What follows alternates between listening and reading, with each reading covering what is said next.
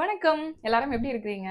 7 days healthy recipe challenge நம்ம பார்த்துட்டு இருக்கிறோம். இதுல ஒரே இன்கிரீடியன்ட் வச்சு 7 டேஸ் 7 வெரைட்டியான ஃபுட்ஸ் வந்து எப்படி செய்யணும் அப்படிங்கிறத நம்ம பார்க்குறோம். அதுல இதுவரை நம்ம வந்து 3 எபிசோட் கிராஸ் பண்ணிட்டோம். இன்னைக்கு 4வது எபிசோட் கருப்பு கவுனி அரிசி வச்சு இன்னைக்கு நம்ம புட்டு செய்ய போறோம். இது எப்படி செய்யலாம் அப்படிங்கிறத இந்த வீடியோல பார்க்கலாம் வாங்க. ஓகே. அவங்களும் முழிச்சு வந்தாச்சு. இப்போ நம்ம செய்ய ஆரம்பிக்கலாமா?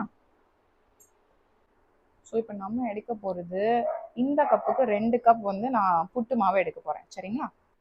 இந்த புட்டு மாவு கருப்பு கவுனி அரிசியை வாங்கி கழுவி அதை வந்து நைட்டே நீங்கள் ஊற வச்சுருங்க. ஒரு 7 டு 8 மணி நேரம் அது வந்து ஊறட்டும் மினிமம்.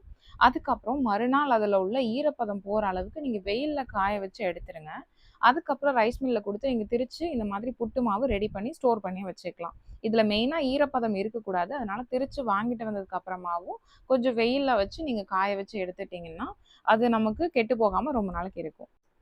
இப்போ நம்ம எந்த கப்பில் புட்டு மாவு எடுத்தோமோ அதே கப்பில் நம்ம அதுக்கு ஈக்குவலாக தண்ணி எடுத்துக்க போகிறோம். நான் 2 கப் புட்டு மாவு எடுத்திருந்தேன். ஸோ 2 கப் தண்ணி வந்து இப்போ நான் ஆட் பண்ணிக்கிறேன்.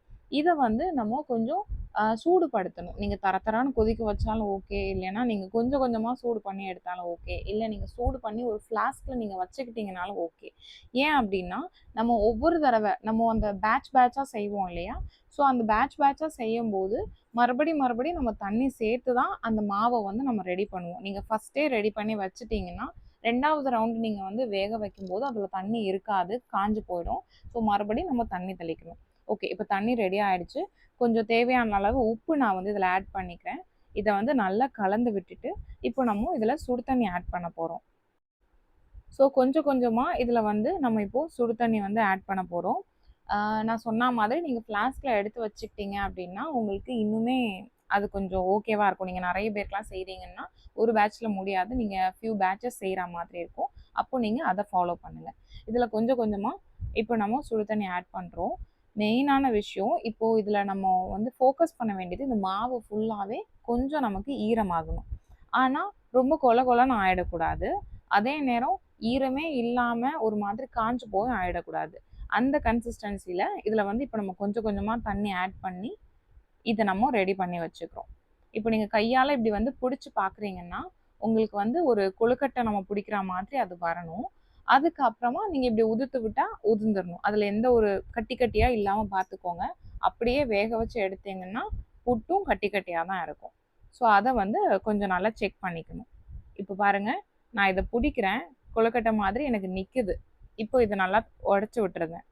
உடச்சி விட்டுட்டு இதில் எங்கேயுமே வந்து அந்த குட்டி குட்டி கட்டிகளாக இல்லாமல் இப்போ நம்ம ரெடி பண்ணி வச்சாச்சு. இதை நம்ம ரொம்ப நேரம் பண்ணிகிட்டே இருந்தோம் அப்படின்னாலும் தண்ணியெல்லாம் காஞ்சு போயிடும், மாவு ரொம்ப காஞ்சிரும். அப்படியே இருக்கக்கூடாது. ஸோ தேவையான அளவு அதில் ஈரப்பதம் இருக்கணும். அதை வந்து நீங்கள் தொட்டு பார்த்துக்கோங்க. சரிங்களா? இப்போ நீங்கள் வந்து மாவு 2 பேட்சாக பிரித்து வச்சுட்டு தேவையான அளவுக்கு கூட முதல்ல தண்ணி சேர்த்து நீங்கள் இந்த மாதிரி ரெடி பண்ணிக்கலாம். அடுத்து தேங்காய் பூ துருவி எடுத்து வச்சுக்கிறோம். இதுவும் ஒரு மெயினான இன்க்ரீடியன்ட் நம்ம புட்டு செய்கிறதுக்கு. இப்போது புட்டு குழல் எடுத்து அதில் வந்து அடியில் ஒரு தட்டு இருக்கும், அதை போட்டுக்கோங்க. போட்டுட்டு அது மேலே வந்து நம்ம ஃபஸ்ட்டு தேங்காய் பூ தான் வந்து ஃபில் பண்ண போகிறோம், ஒரு லேயர். ஸோ தேங்காய் பூ போட்டுக்கிறேன். அதுக்கு அப்புறமா நம்ம வந்து புட்டு மாவு இதில் எவ்வளோ வேணுமோ அதை வந்து நம்ம போடணும். ஸோ தேங்காய் பூ நீங்கள் ஒரு தின் லேயராக வந்து போட்டிங்கன்னா அது வந்து நீங்கள் புட்டு மாவுலாம் போட்டு அந்த தம் பண்ணும்போது ரொம்ப குட்டியாக போயிடும். ஸோ தேவை உங்களுக்கு தேங்காய் பூ பிடிக்கும் அப்படின்னா கொஞ்சம் அதிகமாகவே போட்டுக்கோங்க. இப்போ நம்ம வந்து புட்டு மாவை இதில் ஃபில் பண்ணுறோம். ஆஸ் யூஷுவல் நீங்கள் நார்மலாக ஒரு புட்டு எப்படி செய்வீங்களோ அதே மாதிரி தான். மாவு மட்டும் நம்ம ரொம்பவே சத்தான கருப்பு கவுனி அரிசியை வச்சு செஞ்சுருக்கோம். இப்போ நமக்கு தேவையான மாதிரி லேயர்ஸ் எல்லாமே வந்து நம்ம ரெடி பண்ணிக்கணும். அதில் வந்து கொஞ்சம் மாவு, கொஞ்சம் தேங்காய் பூ, கொஞ்சம் மாவு, இந்த மாதிரியே வந்து உங்களுக்கு எவ்வளோ வேணுமோ ரெடி பண்ணி வச்சுக்கோங்க.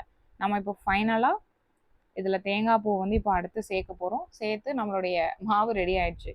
இது என்னென்னா அந்த ப்ரிப்பரேஷன் தான் கொஞ்சம் அதிகமாக இருக்கும். அரிசி எடுத்து ஊற வச்சு காய வச்சு திரிச்சு, ஸோ இந்த ப்ரொசீஜர் தான் அதிகமே தவிர நம்ம இப்போ வீடியோ எடுக்கிறதுனால கொஞ்சம் டைம் ஆகுது. பட் ஈஸியாக வந்து நீங்கள் செய்யக்கூடிய ஒரு பிரேக்ஃபாஸ்ட்டாக தான் இது இருக்கும். ரொம்பவே ஈஸி, ரொம்பவே ஹெல்தியும் கூட. அதனால கண்டிப்பாக இதை வந்து நம்மளுடைய பிரேக்ஃபாஸ்ட்டில் ஒரு நாளாவது நம்ம ஆட் பண்ணிக்கலாம். டெய்லி எங்களால் முடியாது அப்படின்னா ஒரு சண்டேலாம் நம்ம வந்து இது செய்யலாம். நான் இது செய்கிறதும் கூட சண்டேல தான். அடுத்து இதோ பாத்திரத்தில் தண்ணி நிறைய ஊற்றக்கூடாது, கொஞ்சம் தான் ஊற்றணும். ஊற்றி இதை வந்து இப்போ நம்ம சூடு பண்ண வச்சிடலாம். இப்போ தண்ணி கொஞ்சம் சூடாகும். ஆனதுக்கப்புறமா அந்த புட்டுக்குழலை இது மேலே வச்சு ஒரு 5 to 7 மினிட்ஸ் மேக்ஸிமம். நம்ம இடியாப்பம் செஞ்சுருக்கிறோம் ஒரு வீடியோ, அது பாருங்கள். அதே மாதிரி தான் இதுவும் ரெடி பண்ணி எடுத்தாச்சுன்னா இதோ கருப்பு கவனி புட்டு ரெடி. இது மேலே நாட்டு சர்க்கரை தூவி, இல்லைனா உங்களுக்கு ஜீனி பிடிக்கும்னா ஜீனி தூவி நம்ம வந்து சாப்பிட்லாம். ரொம்ப நல்லா இருக்கு. கண்டிப்பாக ஒரு தடவையாவது இதை நீங்கள் ட்ரை பண்ணுங்கள். ரொம்பவே ஹெல்தியான பிரேக்ஃபாஸ்ட் உங்கள் வீட்டில் இருக்கிறவங்களுக்கும் கொடுக்கணும்னு நினச்சிங்கன்னா இது ஒரு சூப்பரான ஆப்ஷன். ட்ரை பண்ணிவிட்டு எப்படி இருந்ததுன்னு கமெண்ட்ஸில் ஷேர் பண்ணுங்கள். பாய். நல்லா சாப்பிடுவோம், நல்லதே சாப்பிடுவோம்.